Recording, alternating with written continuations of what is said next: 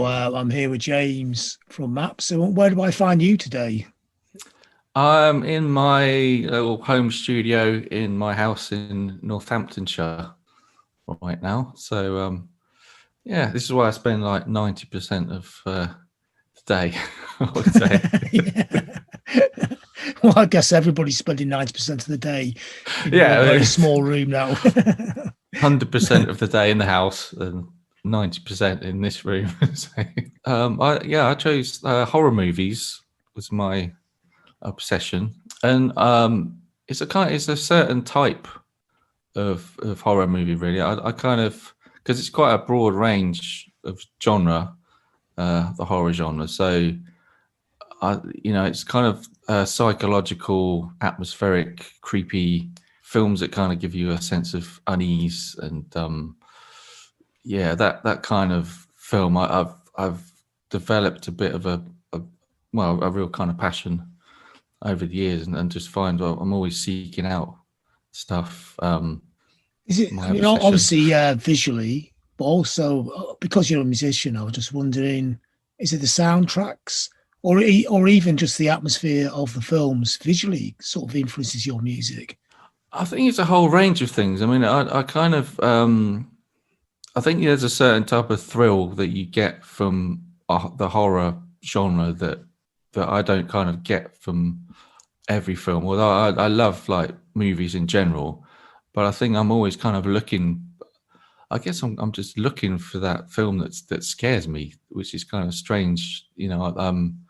It's kind of a strange passion.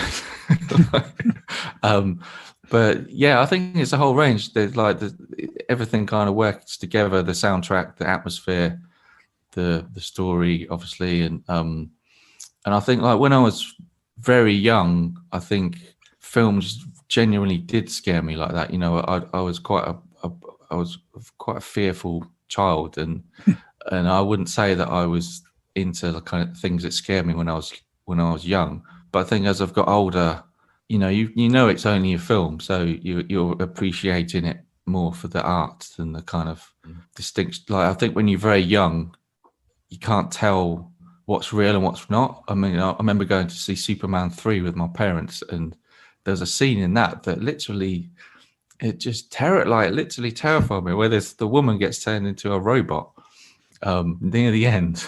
And I was, I mean, I was only about 5, but I was genuinely for weeks after, I was like looking for this woman, like it was like a robot, because I thought she was coming after me. And yeah, I think because you're just when you're that young, you're taken to the cinema and there's just this big screen and you're just seeing people on the screen and you don't necessarily know that it's not real.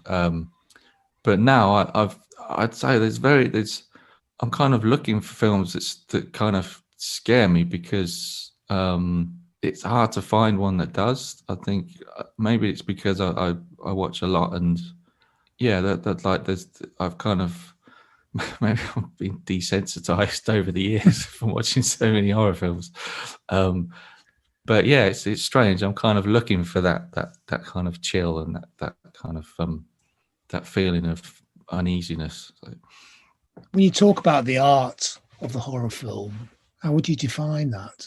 well, I think that there's definitely kind of there's various kind of subgenres within the horror genre of itself. There's, for example, like the kind of teen horror film where a bunch of teenagers go to a cabin in the woods and you kind of know what's going to happen, and there's like certain almost like rules that you're and you kind of enjoy that game of like you kind of know what's coming. And there's, yeah, I mean, the films that I like are ones that I guess like in a way they're kind of dealing with quite human themes of what happens after death, and the big kind of unknown questions, and I think that's more to do with atmosphere and the setting, and I'm a big fan of like the kind of gothic, the big mansion and the ghost story, and the quite traditional kind of setups that have been overused a lot over the years, but you still, there's a kind of sense of comfort in kind of knowing kind of where you are with certain genres and things. So Do you go with that maxim and that distinction that horror is implied and terror is seen? that's a good, yeah. I think definitely.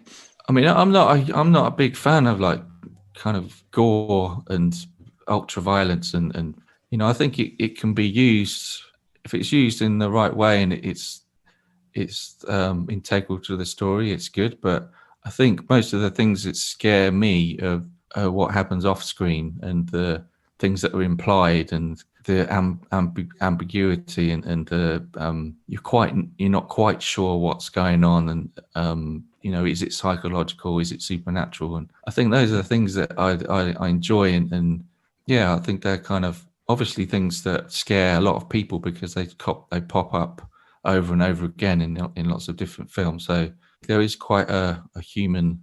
There's certain things that do scare humans in a deep way, and a lot of that is to do with not even like dying, but what happens after you die, and is that even scarier than dying? And if it is, then like, what can you do about it? Which is pretty terrifying. So do you would see horror as being quite profound? I think it can be. Yeah, I think there's films. I mean that can be that ask a lot of questions that make you think. I think horror in general got quite a bad name, probably in the 70s and 80s when it was very much just slasher and a lot of kind of quite cheaply made, just pure like gore films that were not really that artistic. And I think there's been a bit of a renaissance recently with films that are much more kind of artistic and kind of like quite interesting in what they're doing. And so I think they're the kind of films that I would say I'm passionate about. The ones that are they're great films in their own right. They're not just horror films; they're just great films. So which films, which what would you say were the classics of the genre?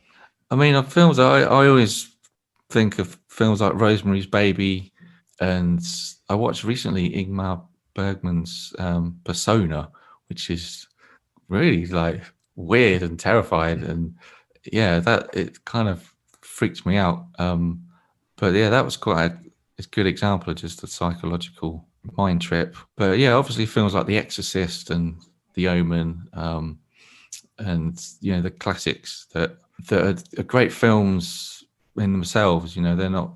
It's not just. I wouldn't just call them horror films. But I mean, but there's other films as well that I would class as horror films. I mean, I watched again recently Requiem for a Dream, which is probably like one of my favorite films. But it's really disturbing, and I think that's a film that it's a drama really, but it's because it's dealing with a horror that's true. Like addiction is a real thing. It's not. There's no like ghosts or beasts or anything, but it's dealing with a thing that happens, and it takes it to a real extreme. So there's lots of different types of film that I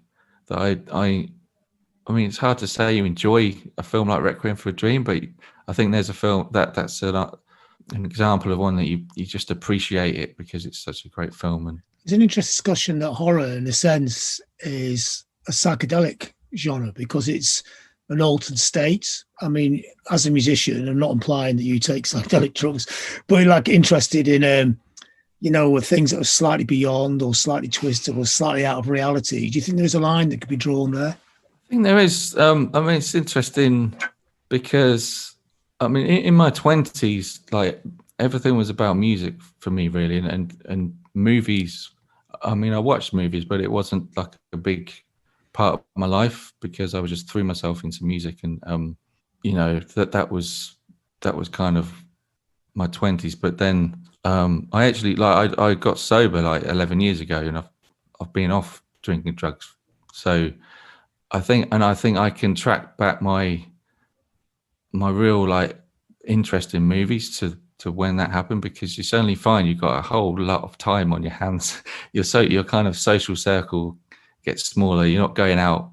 I started going to the cinema instead of going to the pub, and there's and that was when I really just had a real resurgence in my interest in films, and I think watching lots of films developed my interest in horror. That was what I found to be my favorite. But I find it quite interesting that was the case, because I wonder if there is a kind of chasing of a feeling. I'm still maybe chasing that buzz from fear, because fear is a rush. Maybe it's a bit like people that get addicted to roller coasters or things like that. It's quite interesting that was the genre that became my favorite once I stopped going out and getting shit-faced. Yeah, I guess it works on a lot of different levels. Yes, there is the adrenaline rush of fear, that tingle, that feeling of feeling really alive in a dangerous situation. And that's great. But there's also a melancholy and a darkness to them, and I can hear that in your music. Obviously it's not in the depths of Joy Division, but there's definitely a twist of melancholy to your music and a sadness. And is that something that you're attracted to in horror as well? The atmospherics of it and the colours of it. Oh, definitely, yeah. I think I am very much that kind of. I'm kind of a glass half empty type of person. I do have that in me, and I think that I guess it does come across in my music, and I am influenced by all sorts of different. Like I take inspiration from lots of places, and soundtracks. Yeah, like horror soundtracks, especially. Even on my last album, I was listening a lot to soundtracks from like the 60s and 70s, Italian, like Dario Argento and that kind of very like lots of harpsichords and choral stuff, and vibraphones, and it's all because it's all played by a human hand. There's a real feeling of it's almost like chamber, like the orchestration and stuff. And yeah, I think there's a lot to take from horror and the atmosphere that all those elements create. So, is it something that you think you will end up doing, like more soundtracks? I'd love to. Yeah, I'm just waiting for the call. Because your music definitely has that 3D feel to it. It does have a soundtrack. Even before we set this interview up, I always thought you have that aspect to your sound. Thanks, man. Yeah, I think a lot of my songs have been used in.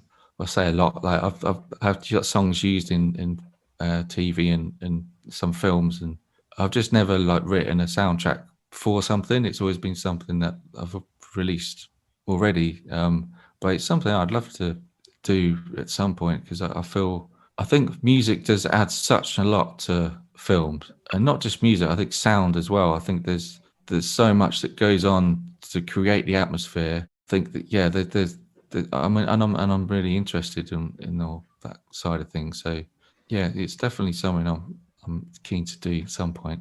What are the motives that make classic horror? You talked before about the chamber music or played by the human hand, or the instrumentation like the harps, etc. Are those the motives that make it work, or are there other sort of ideas or styles or textures that make it become horror soundtrack?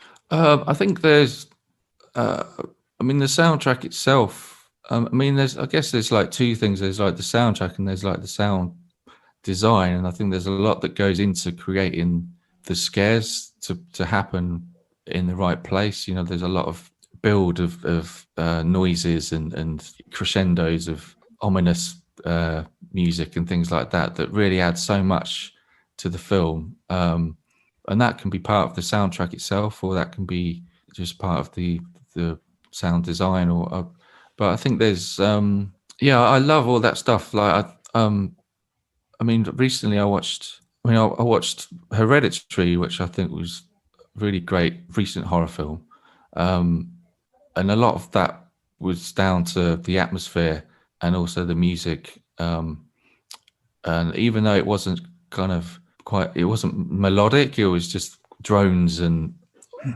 ominous sounds. I think stuff like that adds so much, and I get chills sometimes when I see. I feel that I feel something's working and it's affecting me, and I got that recently again. Like I watched.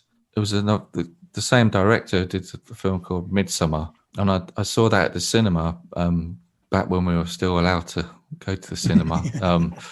And the first 20 minutes of that, I was just so happy that it had everything that I loved, and even before the credits rolled, I was just like, oh, this is amazing. I kind of felt I was getting chills, and that was just the first 20 minutes. I thought the rest of the film was good, but I thought that first 20 minutes was just amazing. So it sounds quite sad, but when I say it out loud, but that's the kind of thing that really makes me happy. So, I've done that a few times when the credits at the end of the film is the high point, because they play a completely different piece of music, which captures the mood of the film, and you're the last person in the cinema just sitting there sort of entranced by the credits. Yeah, totally, yeah. And I'm a bit of a crier as well. Like, not so much in horror films, but I get affected emotionally quite a lot. So I'm one of those people that at the end, I'm hoping that they don't put the lights on, because the people will see that I've been crying. And I love cinema. And I think I can hear that in your music as well, though. Your music is emotional, isn't it? I think I do. There's I think that is one thing I do always try to do in my music. I'm kind of looking for that emotional pull. Like I spend a lot of time working on the sound, like and sounds that create a feeling of the type of emotion that I'm trying to create, which I guess is a lot what a soundtrack does in a way. It can be quite it's trying to evoke an emotion, and I think my music is. I've always done that. I've always looked at what kind of sounds I'm using and trying to get the right sound to create. Well, I used to call it the shiver effect. Like if I got shivers when I was making my music, then I knew I was doing something right. So I'd be here like trying to give myself shivers.